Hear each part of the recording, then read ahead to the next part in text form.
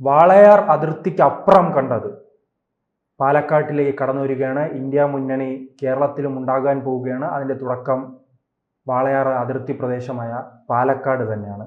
Palakkad BJP ഒഴിവാക്കാനായി CPM കോൺഗ്രസും ഒന്നിക്കുകയാണ്, സ്വതന്ത്രന് പിന്തുണ നൽകുകയാണ്.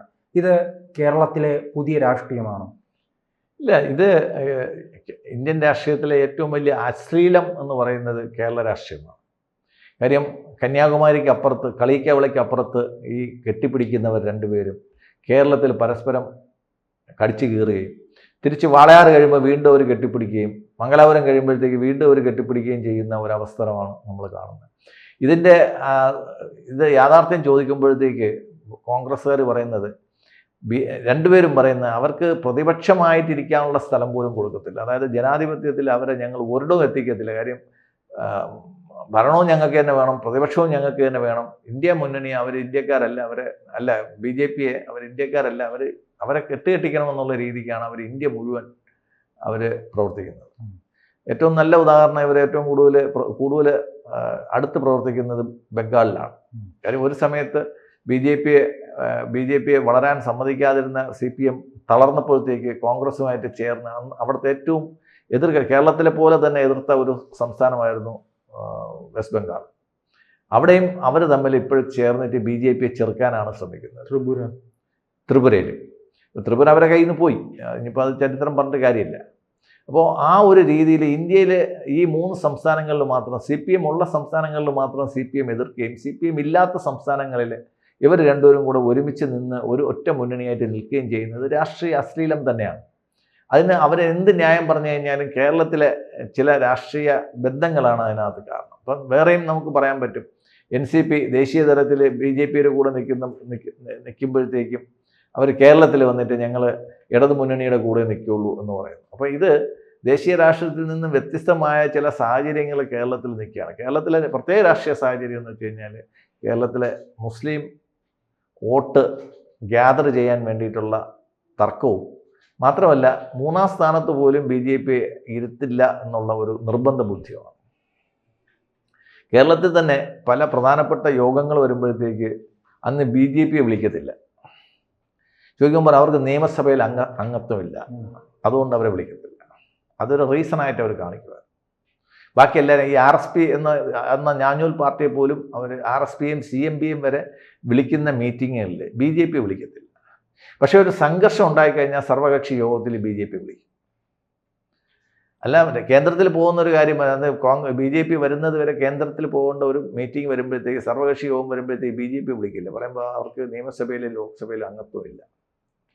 നിയമസഭയിലും ലോക്സഭയിലും കോർപ്പറേഷനിലും അംഗത്വം മാത്രമല്ല അധ്യക്ഷ സ്ഥാനവും കൂടെ കിട്ടിയ സ്ഥിതിക്ക് ഇനി അവരെന്ത് ന്യായം പറയുമെന്ന് ഉള്ളതിൻ്റെ ഒരു മുന്നൊരുക്കമാണ് നമ്മൾ കാണുന്നത്. ഇന്ത്യ മുന്നണി എന്ന് പറയുന്ന സഖ്യം കേരളത്തിൽ വളരെ പിവട്ടലായിട്ടുള്ള ഒരു റോള് കളിക്കുകയാണ്. കാര്യം ഇത് പാലക്കാടാണ് ഇപ്പോഴും ഉദയം ചെയ്തിട്ടുണ്ടെങ്കിലും ഇത് മറ്റ് പല പഞ്ചായത്താണ്. ഇത് ഭാവി രാഷ്ട്രീയത്തിലേക്കുള്ള ഒരു സന്ദേശമായിരിക്കും അല്ലേ? അതെ, കാരണം തുടർച്ചയായി തന്നെ BJP വരികയാണെങ്കിൽ സ്വാഭാവികമായി ഇടതുപക്ഷവും ഇപ്പോഴും 30ഓളം മണ്ഡലങ്ങളിൽ കൃത്യമായിട്ട് ഭൂരിപക്ഷം ആർക്കെന്ന് തീരുമാനിച്ചിട്ടില്ല.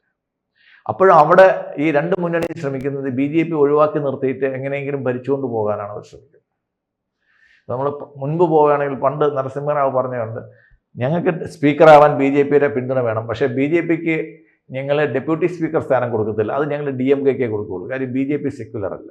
അപ്പോൾ സെക്യുലർ അല്ലാത്ത BJPയുടെ വോട്ട് അവർക്ക് സ്പീക്കറാകാൻ വേണ്ടിയിരുന്നു. അവസാനം ഡെപ്യൂട്ടി സ്പീക്കർ സ്ഥാനം BJP പിടിച്ചു വാങ്ങുക തന്നെ ചെയ്തു.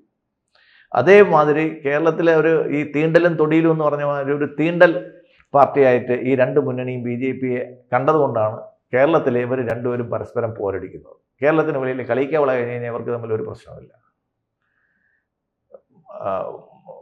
എന്താ പറയുക, മംഗലാപുരം കഴിഞ്ഞ് കഴിഞ്ഞാൽ ഇവർക്ക് തമ്മിൽ പ്രശ്നമില്ല, വാളയാർ കഴിഞ്ഞാലും പ്രശ്നമില്ല. പ്രശ്നം ഇതിനകത്ത് മാത്രമുള്ള എന്താണ് പ്രത്യേകിച്ച് പ്രശ്നം എന്ന് ചോദിച്ചു കഴിഞ്ഞാൽ ഇവർക്ക് പറയാനൊന്നുമില്ല. ആകെയുള്ള പ്രശ്നം BJP ഒഴിവാക്കുക എന്നുള്ള മാത്രമേ ഉള്ള ഒരു പ്രശ്നം. മറ്റൊരു പ്രശ്നമുണ്ട്. തൃശ്ശൂരിൽ BJP വിജയിച്ചപ്പോൾ ഈ വോട്ടിംഗ് മെഷീനിലെ പ്രശ്നം, വോട്ടർ പട്ടികയിലെ ക്രമക്കേട്. പക്ഷെ ഇപ്പോൾ UDF വലിയ രീതിയിൽ മുന്നേറിയത് കൊണ്ട് വോട്ടർ, അതെ, അപ്പം പിന്നെ കുഴപ്പമൊന്നുമില്ല. അല്ല, അത് രാഹുൽ ഗാന്ധി, അത് ഈ രാഹുൽ ഗാന്ധി എന്ന് പറയുന്ന പൊട്ടൻ ഇടയ്ക്കിടയ്ക്ക് പറയുന്നതാണ്. എവിടെയെങ്കിലും അവർ തോക്കുകയാണെങ്കിൽ വോട്ടിംഗ് മെഷീൻ്റെ കുഴപ്പം പറയും, ജയിച്ചു കഴിഞ്ഞാൽ പിന്നെ ഒന്നും മിണ്ടത്തുമില്ല. പറയും തിരുവനന്തപുരത്ത് വേണമെങ്കിൽ പറയും ഞങ്ങളാണ് വോട്ടിംഗ് മെഷീൻ കൊണ്ടുവന്നതെന്ന് പറയും. അല്ല, തിരുവനന്തപുരത്ത് ഇനി പറയാനുള്ള സാധ്യതയുണ്ടോ? അല്ല, ഇപ്പം തിരുവനന്തപുരം ഒരു കോർപ്പറേഷനിൽ മാത്രമല്ലല്ലോ ഇലക്ഷൻ നടക്കുന്നത്. ഇപ്പോഴും പറയുന്നുണ്ടായിരുന്നു കൈപ്പത്തിക്ക് വോട്ട് ചെയ്ത് കഴിഞ്ഞാൽ താമരയ്ക്ക് വോട്ട് വീഴുന്നു എന്നും പറഞ്ഞുകൊണ്ട് വരുന്നുണ്ടായിരുന്നു. ഇതൊരു തമാശയായിട്ട് നമ്മൾ കാണാൻ പറ്റുന്നു. കാര്യം ഇലക്ഷൻ കമ്മീഷനെയും ഇലക്ഷൻ സിസ്റ്റത്തെയും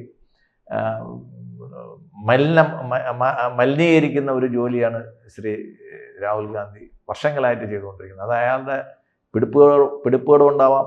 ഇപ്പോൾ തന്നെ കഴിഞ്ഞ ദിവസം ശ്രീ നരേന്ദ്രമോദിയുമായിട്ടുള്ള മീറ്റിങ്ങിൽ അവർ കൊടുത്ത എല്ലാ സ്ഥാനാർത്ഥികളെയും എതിർക്കുക എന്നുള്ളതാണ് എൻ്റെ ജോലി.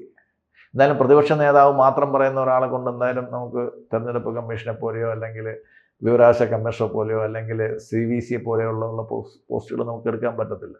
ഇപ്പോൾ ഒരു സമവായത്തിനോ അല്ലെങ്കിൽ ഒരു കോംപ്രമൈസ് കാൻഡിഡേറ്റിനോ ശ്രമിക്കുന്നതിന് പകരം കണ്ണടച്ച് എതിർക്കുക എന്നുള്ള ഒരു രീതിക്കാണ് അദ്ദേഹം പോകുന്നത്.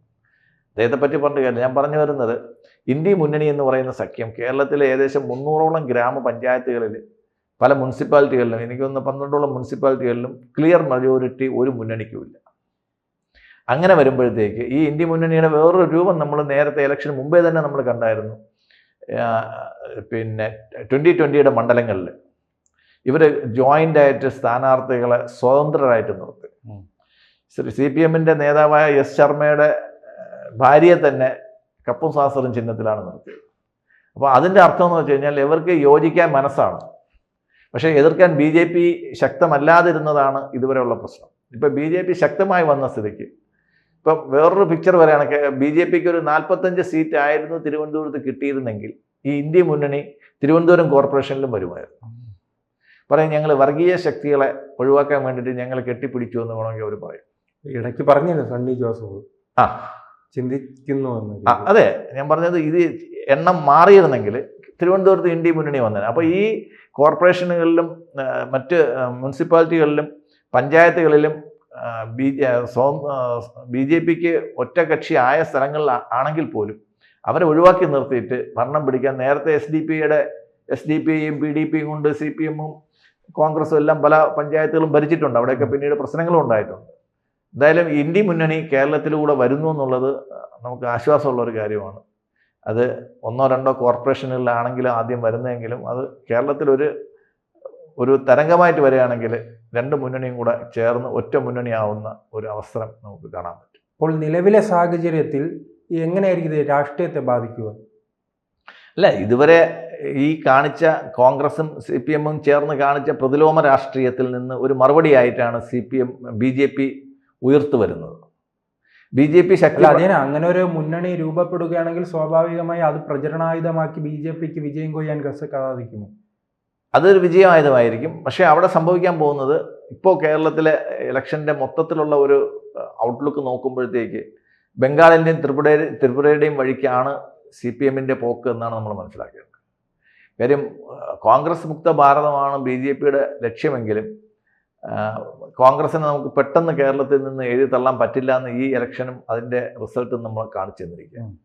പക്ഷേ CPMന് അവശേഷിക്കുന്ന ഒരു തരി കനലും കൂടെ കെട്ടുപോകുന്ന ഒരവസ്ഥയിലായിരിക്കണം കേരളത്തിൻ്റെ ചൂണ്ടുപള്ളൽ. കൂടുതൽ വാർത്തകളും വിശേഷങ്ങളും നിങ്ങളിലേക്ക് എത്താൻ ABC മലയാളം സബ്സ്ക്രൈബ് ചെയ്യുക, ബെൽ ബട്ടണും അമർത്തുക.